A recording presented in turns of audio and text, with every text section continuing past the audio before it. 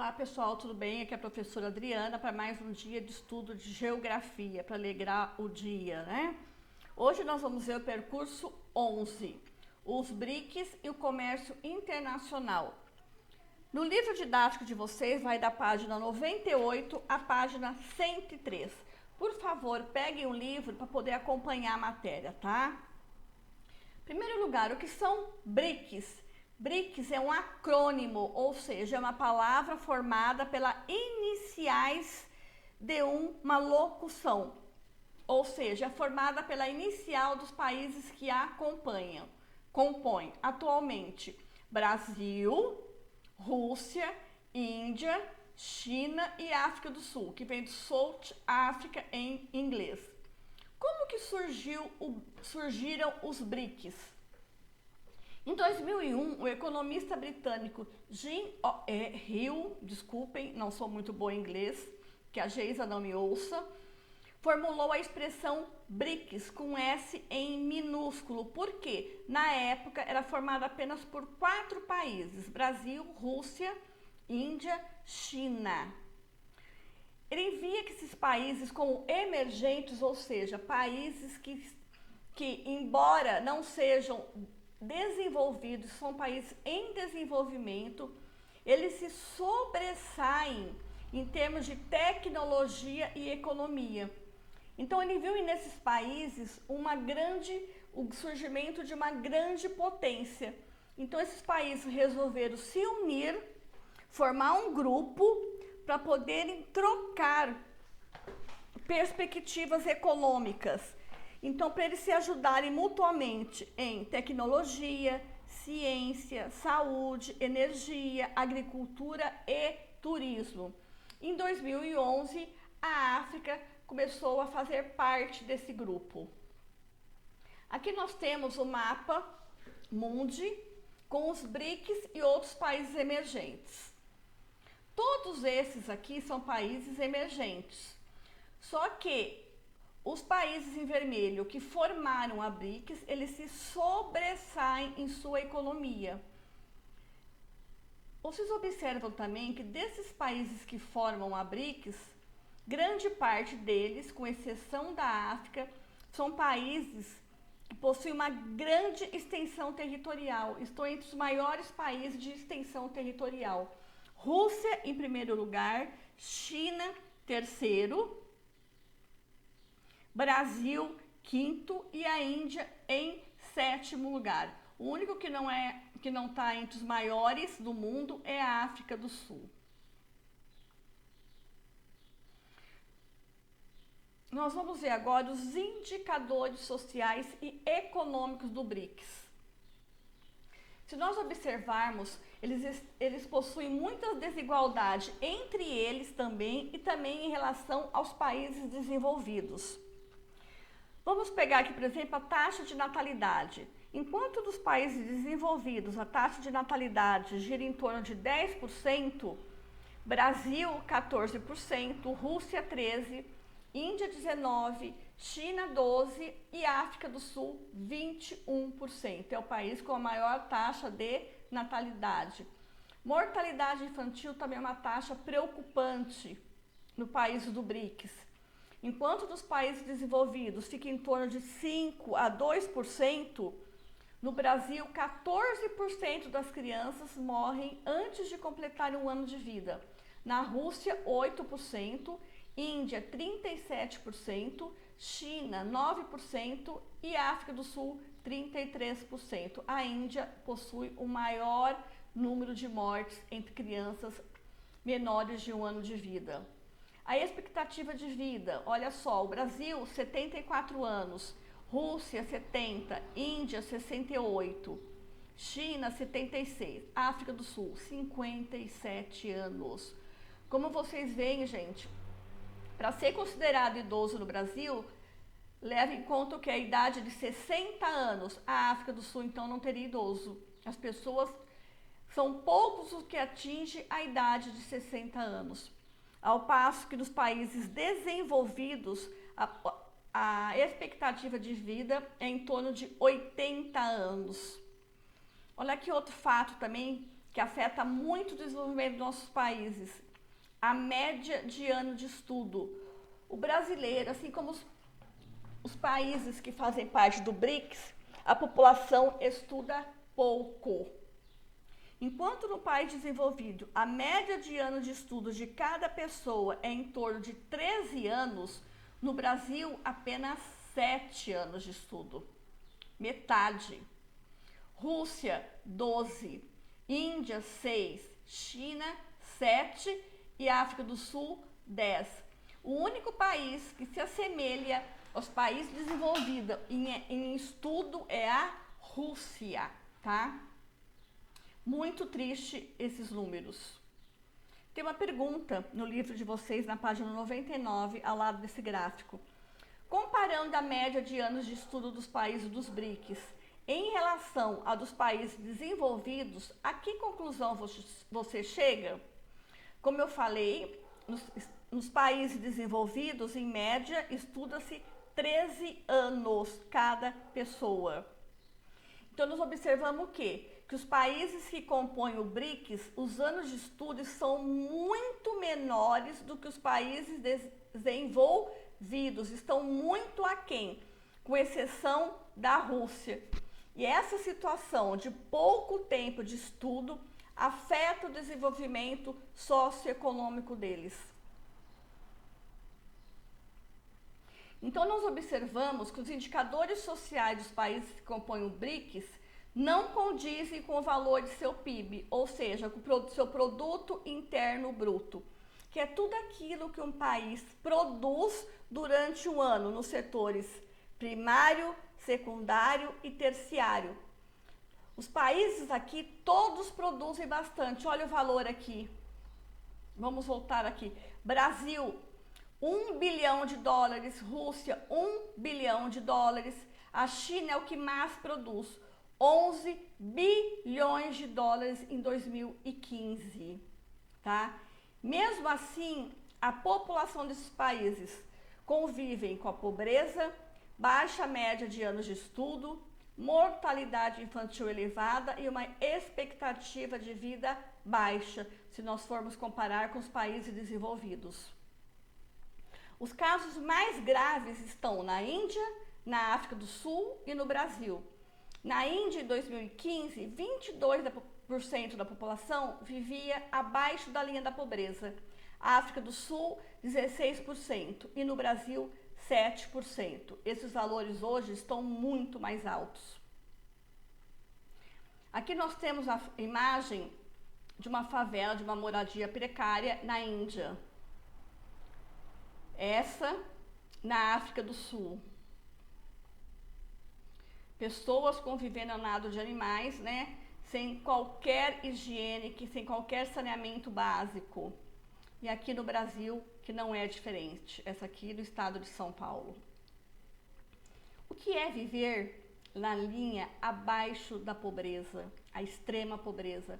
É a população que vive com menos de 2 dólares, que vive com $1,90, 1,90 dólares. Quanto que isso corresponde em cruzeiro? Vamos arredondar para 2 dólares, calculando o dólar hoje, R$5, né? Então, R$5 por dia, 30 dias, 5 vezes 3, 15. R$150 mensais. Gente, isso é um absurdo. Você não consegue nem se alimentar.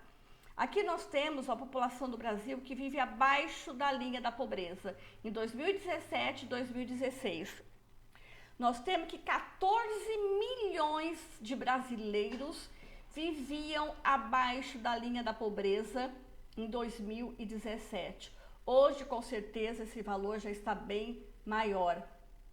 Separando por regiões do Brasil, que maior possui pessoas vivendo abaixo da linha da pobreza é a região Nordeste. Menor, nós temos a região Sul em 2016 e a região Centro-Oeste agora em 2017.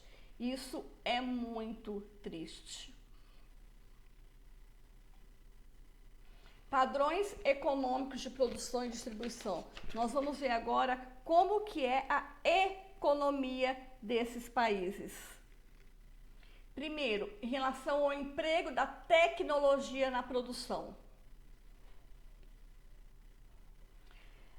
Historicamente, a tecnologia sempre foi usada na produção de mercadorias. Há muitos anos atrás, que é da minha época ainda, não existia internet, celular, computador, né?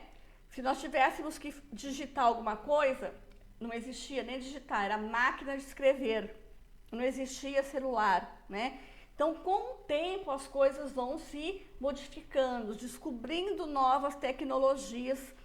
E hoje, então, nós vivemos o quê? Um mundo digital, né?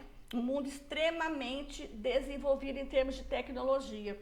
E isso começou a surgir, a avançar a partir de 1970, com a revolução técnico-científico-informacional, em que a produção industrial sofreu grandes alterações,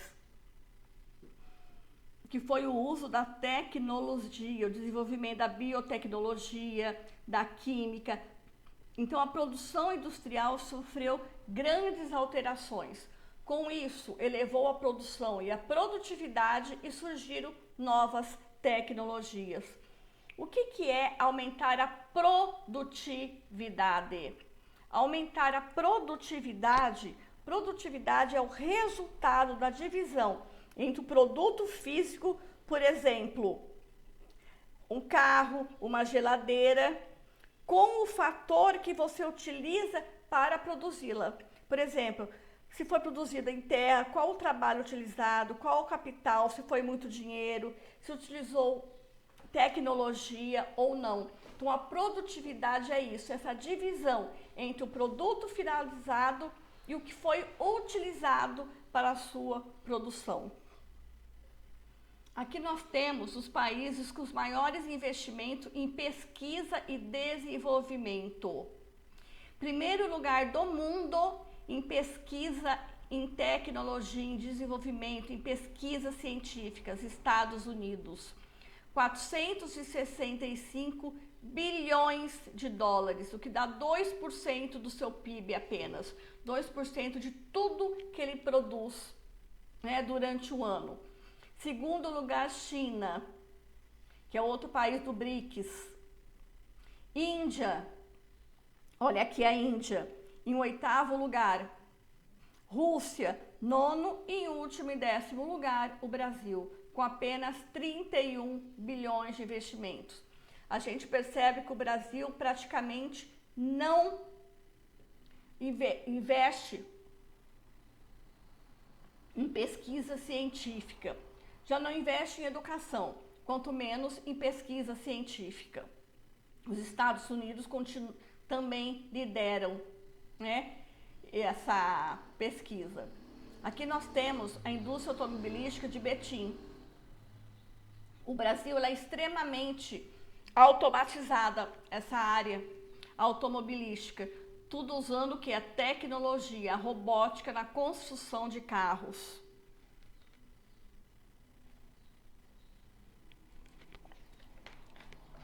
E só para recordar, a gente está vendo agora a falta que faz o investimento em pesquisa, né, com o coronavírus, que o mundo todo está correndo o quê? Contra o tempo, para que os cientistas do mundo consigam descobrir uma vacina para acabar com a Covid, né?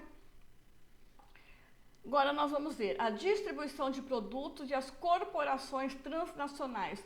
Como que os produtos são distribuídos no mundo? Hoje, graças ao desenvolvimento dos meios de transporte, dos meios de informações, os produtos chegam rapidamente em qualquer lugar do mundo. Nós compramos um boné da China, um sapato dos Estados Unidos, um perfume da França e chega rapidamente até nós, né? Então isso aumentou a competição na produção e na distribuição mundial dos produtos, tanto agrícolas quanto industriais. E essa competição ela é muito desigual. principalmente em relação aos países menos desenvolvidos, que não conseguem acompanhar a grande tecnologia e a grande pesquisa dos países desenvolvidos, principalmente Estados Unidos, né, Alemanha, que são países fortes, que realmente se dedicam ao desenvolvimento da tecnologia. E quando nós falamos na distribuição de produtos e nas corporações transnacionais, ou seja, são empresas que possuem filiais no mundo todo, nós precisamos lembrar do intercâmbio comercial. O que é um intercâmbio comercial? Intercâmbio comercial é o comércio de produtos agrícolas, matérias-primas, bens industrializados e de serviço entre os países. Como nós praticamos o comércio, os países também praticam comércio entre um e outro, e é chamado de intercâmbio comercial, a compra e venda de produto entre os países, tá? E essa troca, ela é denominada comércio exterior. Então, o comércio exterior, ele é dividido em exportações,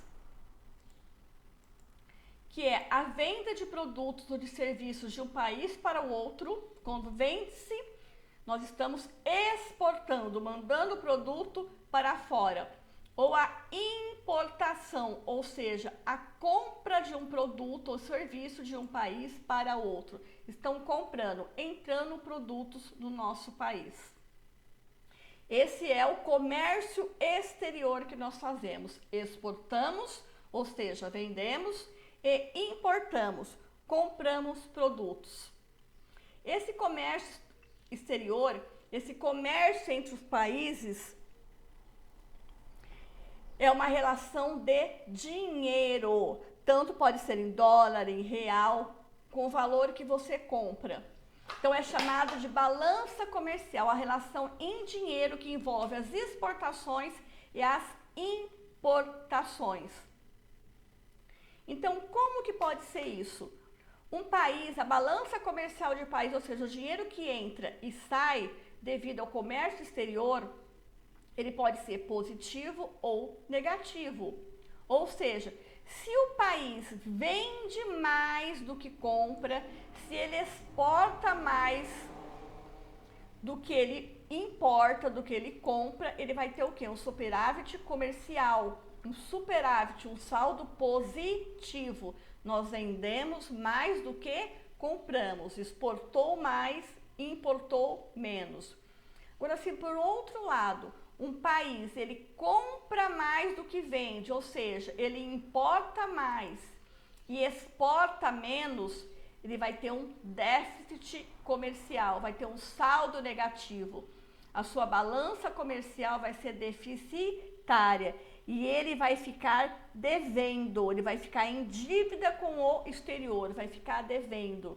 Assim ficou o Brasil durante muitos anos com os Estados Unidos, né? Devendo muito, porque nós importávamos muitos produtos deles e exportávamos pouco. Portanto, a gente estava sempre devendo, a nossa balança comercial era desigual.